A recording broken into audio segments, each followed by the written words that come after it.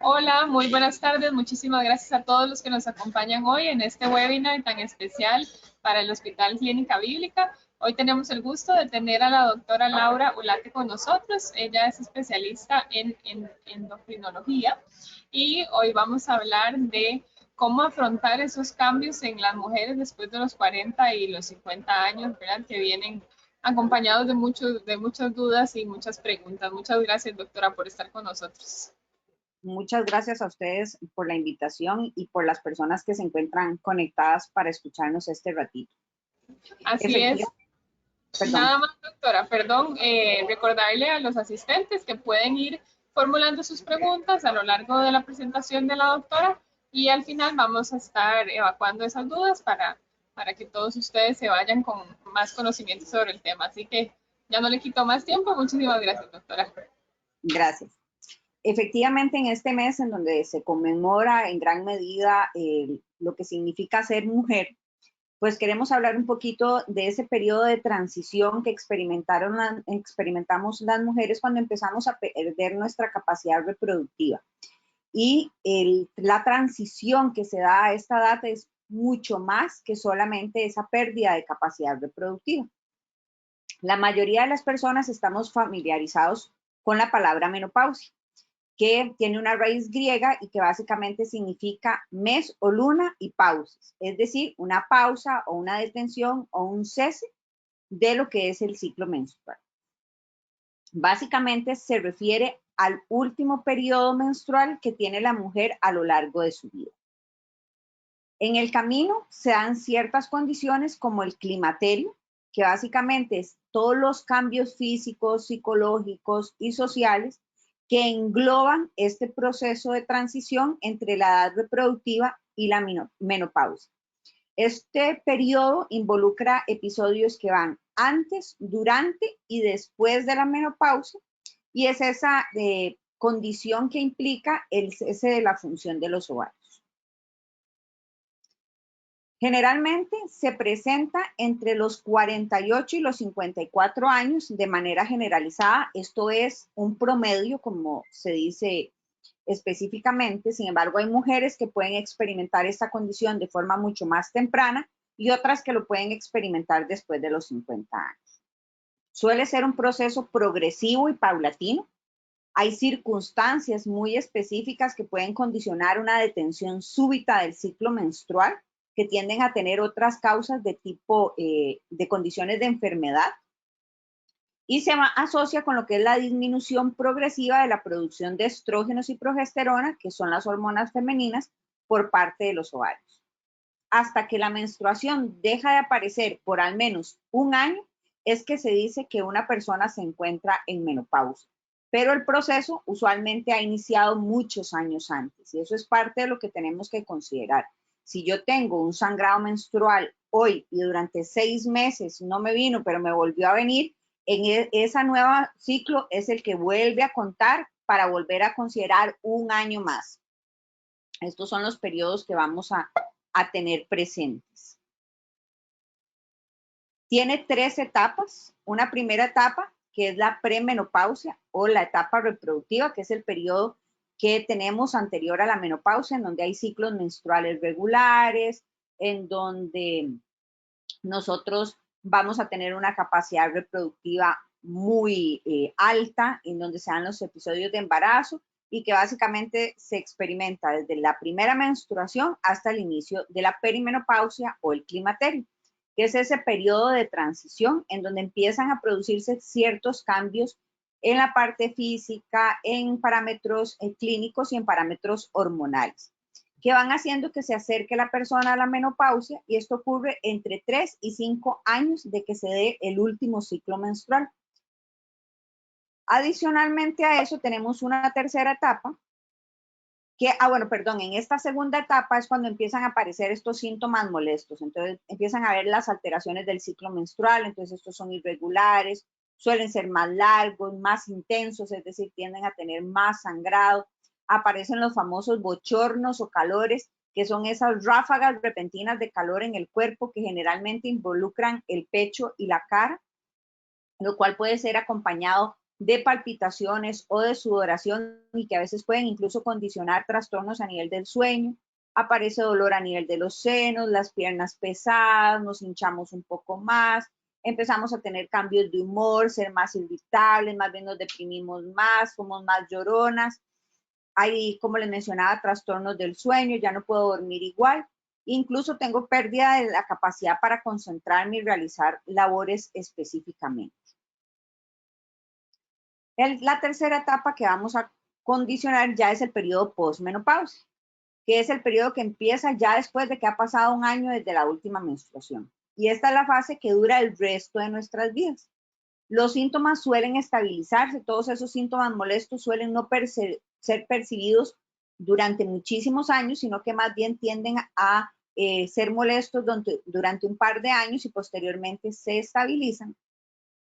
Y los síntomas que más bien suelen empezar a aparecer en la posmenopausia son condiciones secundarias a la falta de estrógenos.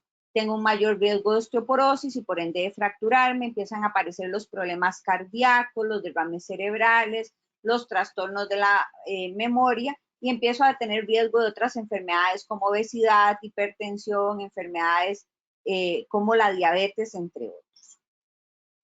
Existen varias recomendaciones para lo que es esta etapa de transición. Una de ellas es tener una actitud positiva. Lastimosamente, todas nosotras tenemos que pasar por esto, es parte de lo que es el proceso normal de un envejecimiento.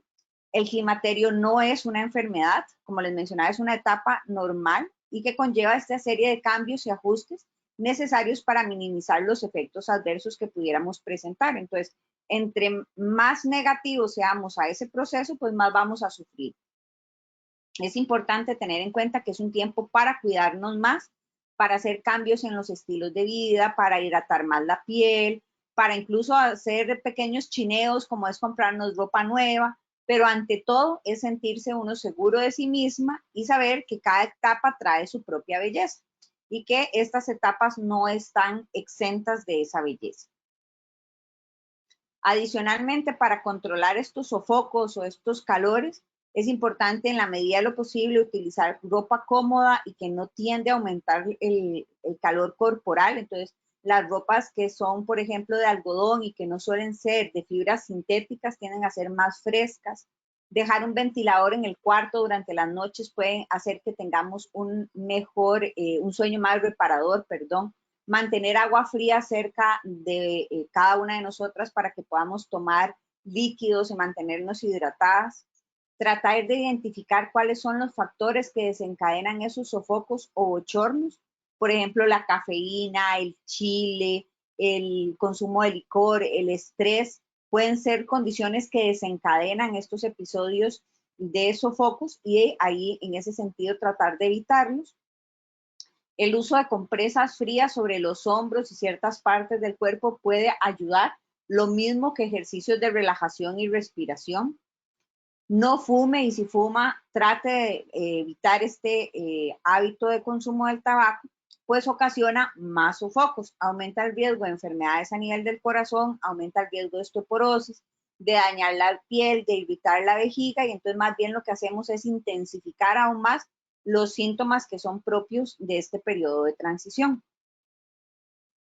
Adicionalmente, practique ejercicio físico por lo menos 30 minutos al día. Se ha visto que el realizar actividad física disminuye el dolor, retrasa la pérdida de hueso, mejora el estado de ánimo, evita el aislamiento social, hace que dormamos mejor, ayuda a controlar el peso, a mantener la fuerza, la resistencia y la flexibilidad, que esto es súper importante durante el envejecimiento. Eso es mantener la salud muscular y eso puede condicionar la probabilidad de tener un envejecimiento más sano y evitar que tenga caídas y eventualmente potencialmente fracturas.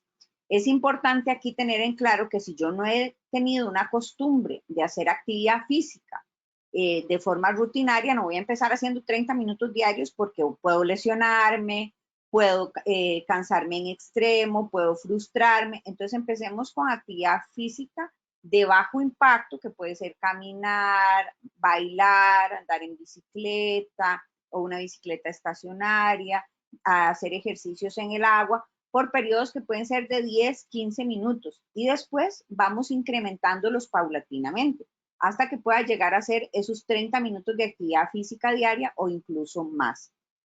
Esto no solamente va a tener un estado de bienestar durante el periodo de transición de la menopausia, sino que además de eso nos va a dar una serie de mejoras en cuanto a otros parámetros de salud. Entonces, como les mencionaba, va a disminuir el riesgo de caídas, va a disminuir el riesgo de evolución hacia osteoporosis, va a mantener saludable mi sistema cardiovascular, con lo cual va a haber menos probabilidades de infartos o derrames, va a hacer que que controle mejor mi diabetes o mi hipertensión. Todos estos van a ser pluses que van a traer el ejercicio físico constante y regular. Tenga una dieta balanceada. Existen cambios en la composición corporal que son propios de este periodo de transición, en donde vamos a tener la posibilidad de aumentar de peso y de que este aumento de peso sea en grasa que se acumula en ciertas zonas muy específicas, como el área abdominal. Son situaciones que son secundarias a la pérdida de la protección de los estrógenos. Aquí, el tener esta actividad física y una dieta balanceada va a minimizar esos cambios en la composición corporal y va a hacer que yo sea más saludable. Entonces, incluya todos los grupos de alimentos. En estas etapas de nuestra vida no son adecuadas estas tipos de dietas que suelen ser muy restrictivas o que suprimen alguno de los grupos de alimentos, porque eso nos va a evitar que tengamos acceso a una serie de sustancias que son necesarias para el funcionamiento regular de nuestro organismo. Eso incluye frutas, verduras, granos, cereales, etc. Beba agua principalmente entre 1 litro y 1,5 litros. Agua pura es lo ideal, de lo contrario algún otro tipo de líquidos para mantenerse hidratado, pero lo ideal es que sea agua. Limite lo que son grasas saturadas, que las grasas saturadas son estas grasas duras como la manteca o la mantequilla. También evitar lo que son aceites en exceso. El aceite de oliva es el que ha demostrado tener mejor beneficio en esta etapa. El exceso de sal y el exceso de azúcares también. Finalmente, consulte al médico si necesita un aporte adicional de calcio o de vitamina D para ayudar a satisfacer las necesidades diarias y evitar principalmente lo que es el deterioro muscular y el deterioro de los huesitos. Manténgase mentalmente activo, esto es súper importante. Es una excelente etapa para empezar a hacer otras cosas, puesto que llegamos a una situación en donde ya la carga laboral empieza a ser un poco menor. Entonces tratemos de compartir con nuestros grupos de amistades, participar en grupos sociales, aprender otras cosas y empezar a hacer ciertos ejercicios que nos permitan mantener una agilidad mental. Crucigramas, sudokus, sopas de letras, escuchar música, bailar. La lista que uno puede hacer es enorme realmente, incluso jugar a aprenderse los números de teléfono de las personas cercanas y tratar de marcarlos sin buscarlos en el teléfono. Todo eso va a implicar que nos mantengamos mentalmente activos y que podamos disminuir ese deterioro a nivel mental que puede venir asociado a esta transición. Las relaciones de pareja no están exentas después de la edad de los 40 a los 50 años. Seguimos siendo personas sociales y personas que tenemos la tendencia a compartir nuestra vida. Y la forma más usual o más cercana que tenemos es con nuestra pareja. Entonces, siempre es importante mantener una buena comunicación con nuestra pareja, explicarle cuáles son nuestros temores, cuáles son los cambios que estamos experimentando y disfrutar de la compañía mutua. Es importante volver a ser creativos, conquistarse de nuevo y recordar que el cerebro juega un papel muy importante en lo que es la actividad sexual.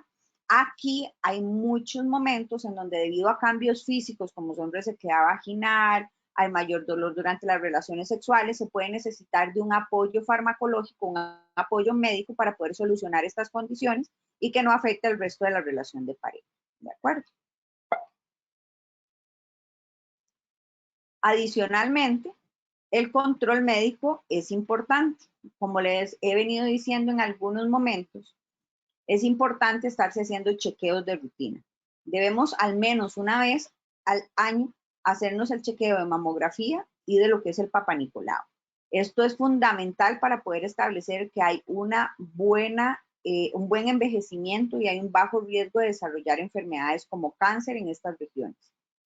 Si las molestias son excesivas, si los cambios están afectando la calidad de vida de la persona, existen un montón de medicamentos que pueden mitigar esas molestias, pero el uso depende de cada persona y es importante que sea un profesional de salud quien se encargue de establecer si usted es candidato a utilizar medicamentos, porque lastimosamente no todas las mujeres somos candidatas a usarlos, y si somos candidatas a usar terapia de reemplazo hormonal, que así es como se llama el tratamiento de este periodo de transición, cuál es el más apropiado de acuerdo a las características que tiene esa persona.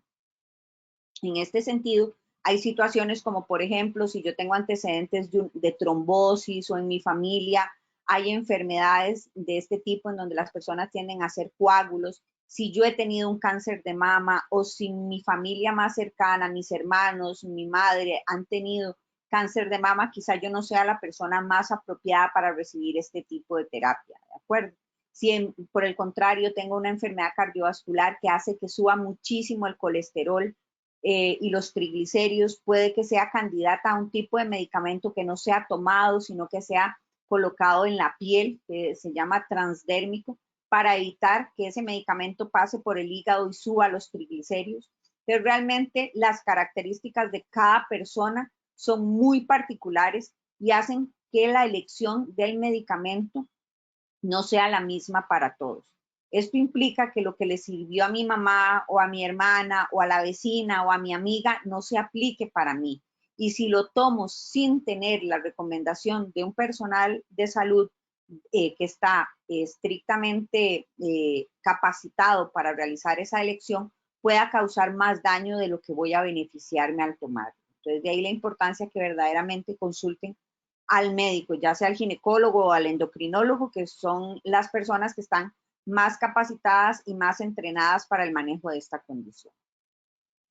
Finalmente, una reflexión, el reloj de nuestras vidas no se ha detenido con la llegada de la menopausia, es un evento normal, no es una enfermedad, es una etapa natural que debemos aceptar, comprender sin miedos y sin prejuicios y hacer los ajustes necesarios para vivir en plenitud.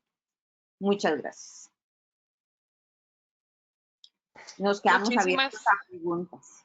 Sí, señora, muchísimas gracias por su exposición.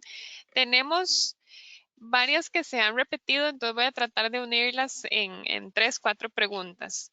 La que más han hecho, la que más se repite es que preguntan que cuántos años pueden durar esos bochornos, esos sofocos. En promedio duran 2 años. Sin embargo, hay personas que todavía 7, 8 años después siguen experimentando esas molestias, aunque con menos frecuencia que al inicio. Pero lo usual es que duren 2 años. Perfecto. Por acá también nos preguntan si existe algún tipo de medicina natural que se pueda tomar antes de entrar a la menopausia como un tipo de prevención. Existen ciertos alimentos que contienen algunos componentes que pueden ayudarnos a controlar la parte de los síntomas, ¿verdad? Como por ejemplo la soya que tiene ciertos fitoestrógenos. Entonces son alimentos que podrían contribuir en cierta medida a modificar los síntomas.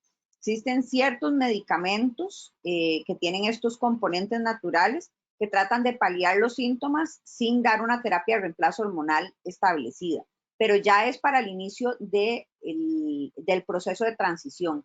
No hay ningún medicamento ni nada que nosotros podamos realizar antes de iniciar la menopausia para evitar que nos den esta sintomatología. Esta sintomatología es propia de la pérdida de los estrógenos y la única forma de evitarlos es prolongando la exposición a ellos, ¿verdad? Entonces no hay una forma de prevenir, entre comillas, esta sintomatología. Importante, no la presentan todas las personas, hay personas que no sienten absolutamente nada durante el proceso de transición, hay otras para las cuales es excesivamente molesto. Entonces, volvemos a lo mismo, va a depender de cada paciente y de la forma en la que lo está viviendo para poder identificar cuál paciente es candidato a una cosa o a la otra. Perfecto. Aquí nos piden tal vez recapitular o señalar muy puntualmente esos aspectos que determinan que yo estoy entrando al proceso de la menopausia. Ok, de las primeras cosas que se empieza a ver es que la menstruación empieza a volverse irregular. Entonces, o tengo sangrados muy abundantes o por el contrario paso periodos en que mi ciclo duraba 28 días y ahora dura 40 o dura 50 días. Empiezo a tener esos calores, esos bochornos, esos cambios a nivel de lo que es mi estado anímico. Son como las primeras alarmas. Sin embargo, cuando uno empieza a identificarlos, cuando la menstruación empieza a volverse irregular, efectivamente. Perfecto. Nos preguntan aquí, ¿qué recomienda usted para evitar la pérdida muscular? Ejercicio es lo primero. Independientemente si estamos en menopausia, si tenemos 20 años, si tenemos 70 años, el ejercicio es la única forma que tenemos para evitar la pérdida de masa muscular. Todos perdemos músculo a lo largo de nuestra vida, pero si hacemos ejercicio y tenemos un aporte adecuado de proteínas en la dieta, vamos a minimizar la posibilidad de que ese músculo se pierda de forma importante. Pero son las únicas formas. Yo puedo consumir todos los suplementos que quieran y toda la cantidad de proteínas que quieran, que si no hago ejercicio no sirven para nada.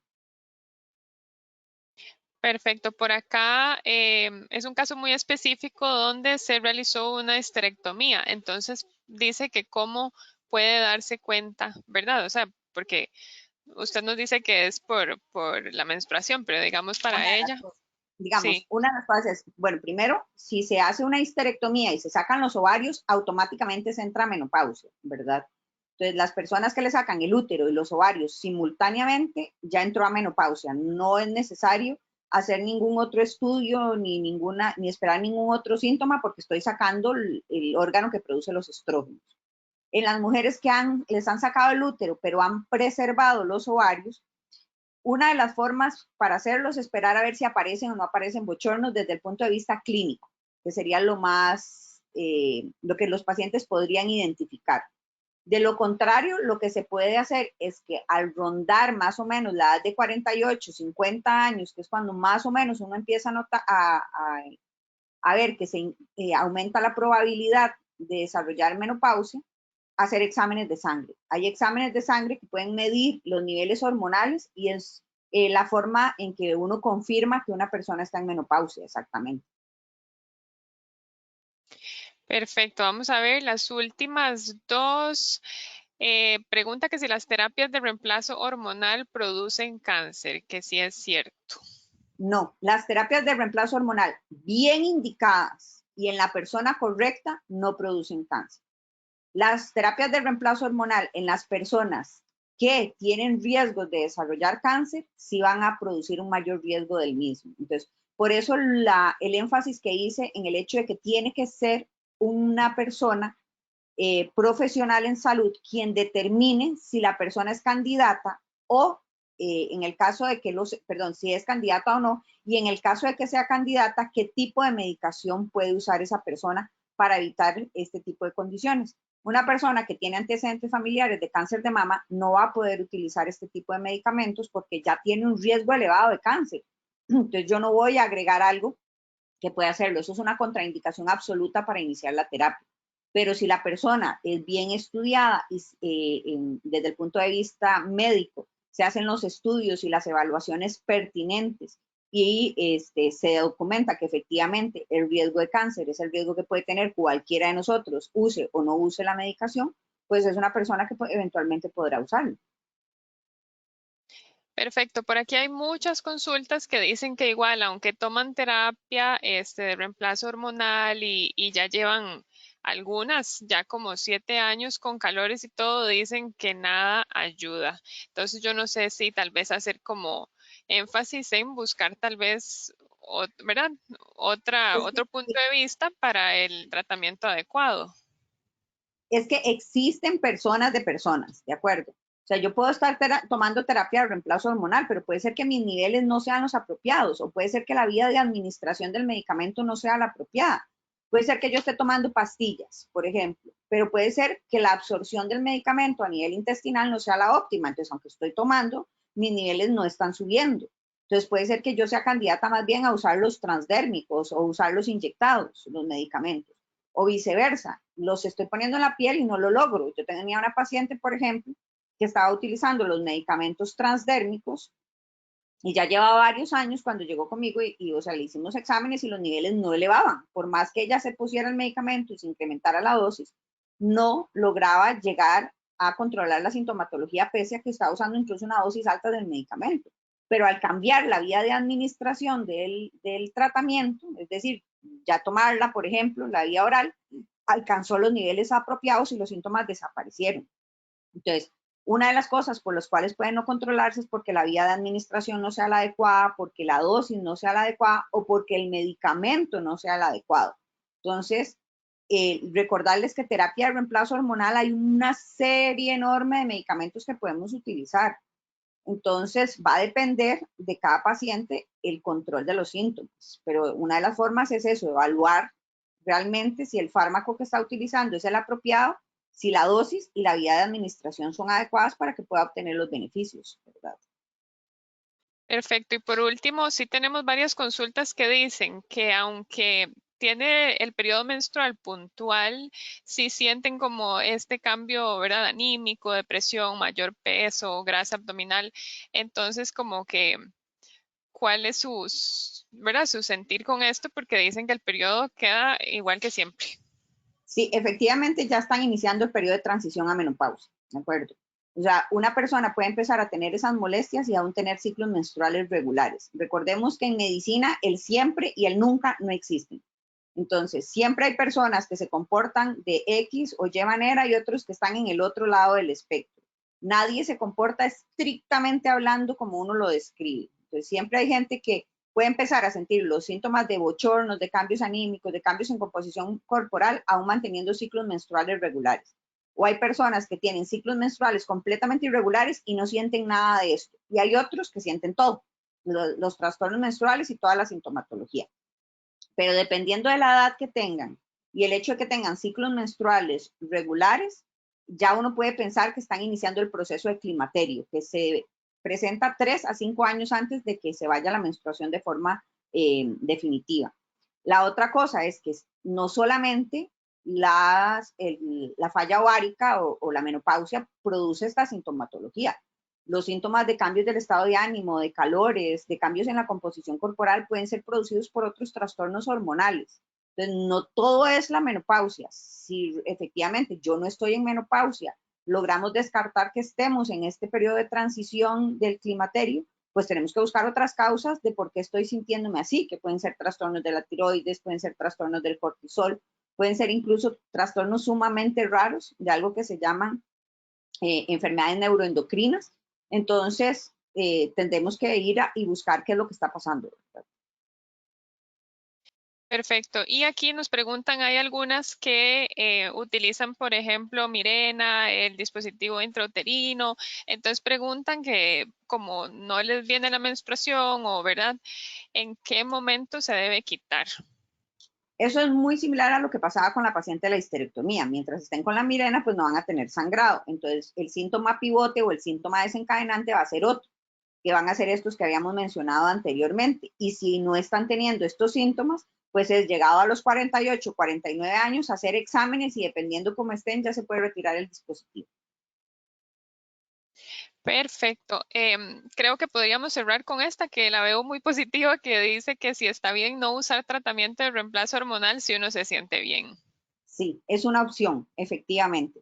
No usar terapia de reemplazo hormonal también es una opción para aquellos pacientes que se sientan bien. Lo importante es que tenemos que recordar que independientemente de que nos sintamos bien, la pérdida de estrógenos aumenta las probabilidades de enfermedad cardiovascular y de osteoporosis. Entonces tengo que compensar eso por otros mecanismos, que son haciendo ejercicio, alimentándome bien, asoleándome, teniendo buenos estilos de vida para poder compensar esa pérdida de estrógenos que independientemente van a producir que mi huesito, mi músculo y mi composición corporal cambien, pero lo puedo sustituir con todos estos cambios que habíamos mencionado. Entonces es perfectamente válido no utilizar terapia de reemplazo hormonal. Perfecto, doctora. Muchísimas gracias de verdad por su tiempito. Nada más recordarle a todos los asistentes que a partir de mañana o ahora más tarde, en unas 2 horas, vamos a tener ya en el canal de YouTube de Hospital Clínica Bíblica, vamos a tener este webinar ahí para que ustedes lo puedan repasar y lo puedan compartir. De verdad, muchas gracias a todos los que se conectaron y a usted, doctora, como siempre, por aclarar, ¿verdad?, las dudas de tantos pacientes. Muchísimas gracias a ustedes por la invitación, a todos los que hicieron las preguntas y a los que nos han acompañado en este ratito de esta tarde. Un poquito calurosa a propósito. Sí, muchísimas gracias a todos. Hasta luego. Hasta luego.